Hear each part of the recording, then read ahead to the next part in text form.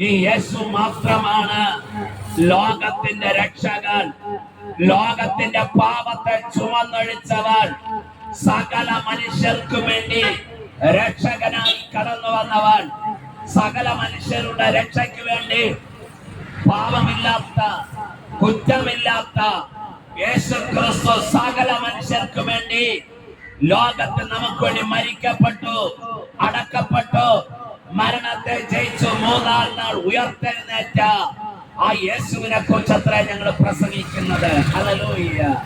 ആ യേശു വീണ്ടും തന്റെ വിശുദ്ധന്മാരെ ചേർക്കുവാൻ വീണ്ടും ലോകത്തിൽ കടന്നു വരും. Praise the Lord. ഹല്ലേലൂയ. യേശു പറഞ്ഞു, നിങ്ങളുടെ ഹൃദയം കലങ്ങിപ്പോകരുത്, എന്നിൽ വിശ്വസിപ്പിൻ, എന്റെ പിതാവിനെ വിശ്വസിപ്പിൻ.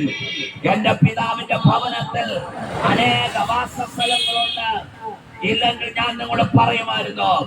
യേശു പറഞ്ഞു, ഞാൻ പോയി സ്ഥലമൊരുക്കിയാൽ ഞാൻ ഇരിക്കുന്നിടത്ത് നിങ്ങളെ ഇരിക്കാമെന്ന് വാക്ക് പറഞ്ഞിട്ട് പോയ ഒരു യേശു പോയതുപോലെ തന്നിൽ വിശ്വസിക്കുന്ന, യേശുവിനെ രക്ഷകനായി സ്വീകരിച്ച, പാപമോചനം പ്രാപിച്ച യേശുവിനെ പൂർണ്ണമായി അംഗീകരിച്ച് യേശുവിനെ ആത്മാവിന് സത്തിൽ ആരാധിച്ച് കർത്താവിന്റെ കൽപ്പന അനുസരിക്കുന്ന സകല മനുഷ്യരെ ചേർക്കുവാനാണ് യേശു ലോകത്തിൽ കടന്നു വരാൻ പോകുന്നത്.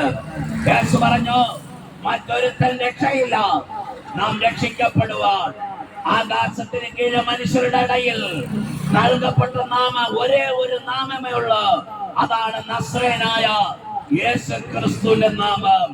ക്രൂസിന്റെ വചനം നശിച്ചു പോകുന്നവർക്ക് പോഷത്വം, രക്ഷിക്കപ്പെടും നമുക്ക് ദൈവശക്തി.